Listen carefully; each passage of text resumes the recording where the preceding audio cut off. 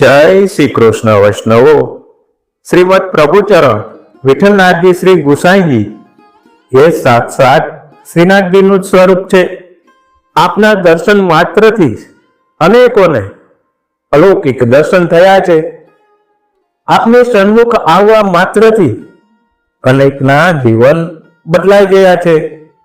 આવા જ આપના અલૌકિક પ્રભાવથી મથુરાના માથા ભારે છીટ્ટુ ચોબેનું જીવન પરિવર્તન કેવી રીતે થયું તે બાબતની ચર્ચા આપણે આજના સત્સંગમાં કરીશું. ખૂબ જ અલૌકિક પ્રભાવથી ભરપૂર પ્રસંગ છે, તો વિડીયોના અંત સુધી ચેનલ સાથે જોડાયેલા રહેશો. અને હા, હજી સુધી આપે આ પુષ્ટિ જ્ઞાન સત્સંગ ચેનલને સબસ્ક્રાઇબ ન કરી હોય તો જરૂરથી સબસ્ક્રાઇબ કરી લેશો, જેથી કરીને આવા સત્સંગના વિડીયોની માહિતી સરળતાથી આપના સુધી પહોંચતી રહે.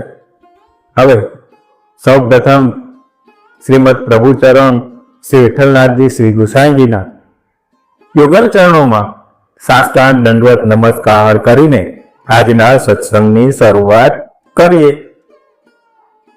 કે મથુરામાં શ્રી અમનાજીના કિનારે વિશ્રામ ઘાટ પર 20-25 વર્ષના 5-7 રંગીલા સ્વભાવના યુવાનો બેઠા છે. આ ટોળકીનું બસ એક જ કામ કે ઘાટ પર કે રસ્તા ઉપર એક ઓટલા ઉપર ભાંગ પીને પડી રહે, રસ્તે આવતી જાતી સ્ત્રીઓની મસ્કરી કરવી અને આજુબાજુમાં દરેક સાથે દાદાગીરી કરવી. જો કોઈ તેને ધરથોડે કે ધક્કો આપે તો તેની સાથે ઝઘડો કરે અને મારકૂટ કરે. આમ ગુંડાગીરી કરતા આ ટોળકી ખૂબ જ માથાભારે હતી. તેથી કોઈ તેની સાથે જીભા જોડી કે માથાકૂટ કરતું નહીં. આ માથા ફરેલ ટોળકીનો સરદાર હતો છીટ્ટુ ચોબે. આ છીટ્ટુ ચોબેની ધાક ખૂબ જ હતી.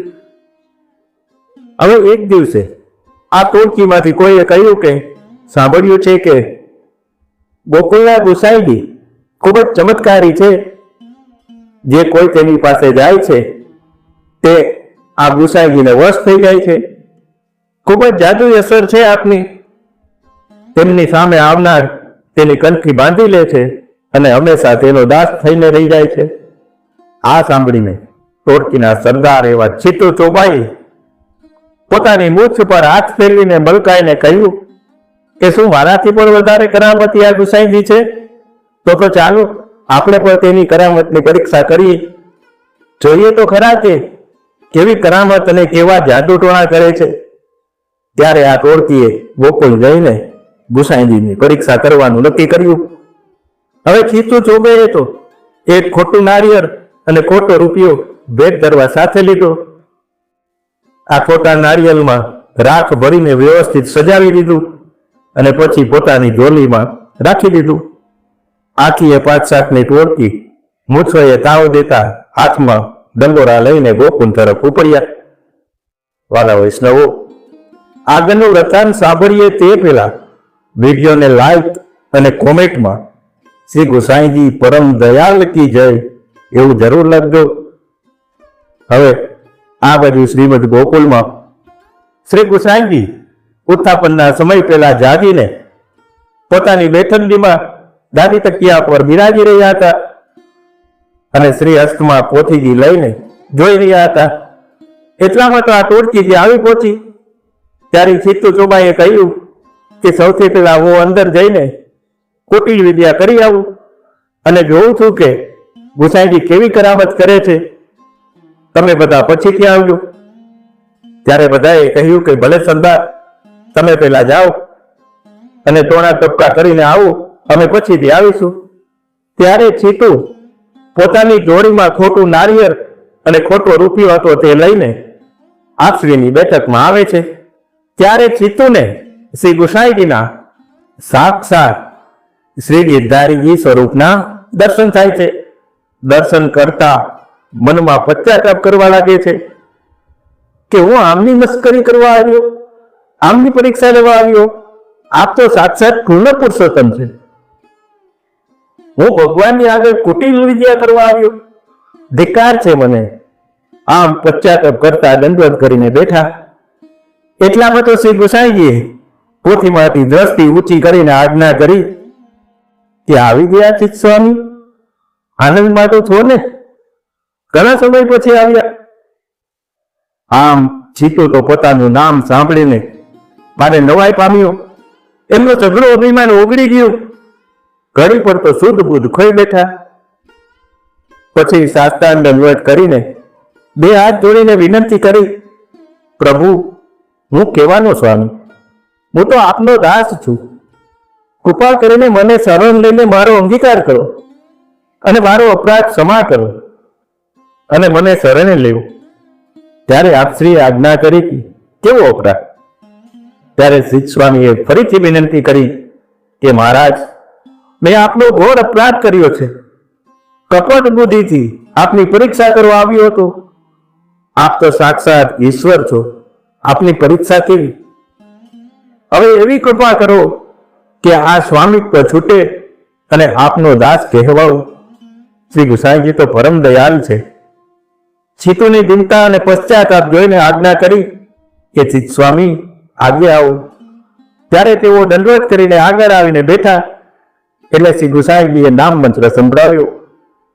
નામ મંત્ર સાંભળતા જ ચિત્ત સ્વામીએ ગાયું કે ભાઈ અબ ગીરધર સો પહેચાન. હવે ગીરધરની સાચી ઓળખાણ થઈ ગઈ છે. હું તો કપટ કરીને આવ્યો હતો. આ જોઈને તેમની ટોળકી કે જે બહાર ઊભી હતી તેઓ એકબીજાને કહેવા લાગ્યા કે ભાઈ, ચિત્તુને તો જાદુ ટોણા લાગી ગયો છે.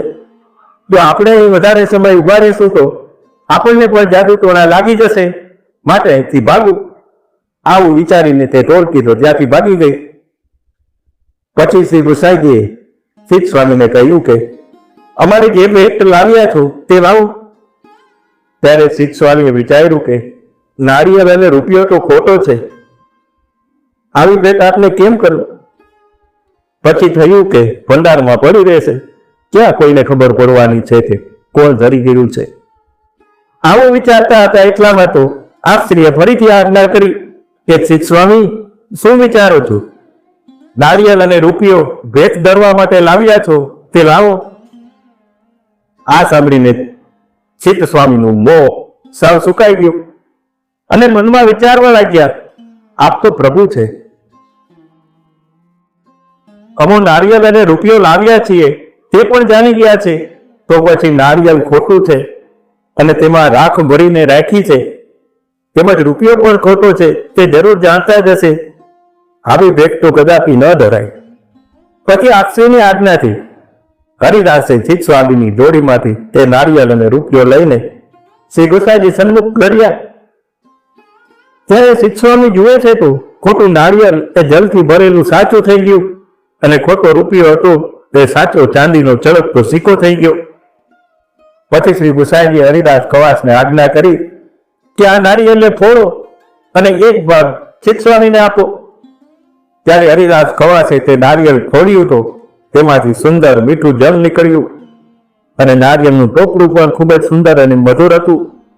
નારિયેળની અડધી ફાટ ચિત્ત સ્વામીને આપતા આપે આજ્ઞા કરી કે આપની સાથેના જે ટોળકી હતી તેને પણ આ નારિયેળનો પ્રસાદ આપજો. ત્યારે ચિત્ત સ્વામીએ ફાડ લઈને પોતાની ગઠરીમાં મૂકી દીધી અને વિનંતી કરી કે કૃપાનાથ, આપ તો સાક્ષાત પૂર્ણ પુરુષોત્તમ છો. શ્રુતિઓ અને વેદ પણ આપના સ્વરૂપનો પાર પામી શકતા નથી, તો કોઈ મનુષ્યનું શું કર્યું છે કે આપના જસનું ગાન કરી શકે? પછી દંડવત કરીને કીર્તન ગાયું, હો ચરણાટ પત્ર કી છૈયા. આ સાંભળીને શ્રી ગુસાઈજી ખૂબ જ પ્રસન્ન થયા અને આજ્ઞા કરી કે આજથી તમે ચિત્ત સ્વામીના નામથી જગતમાં પ્રસિદ્ધ થશો.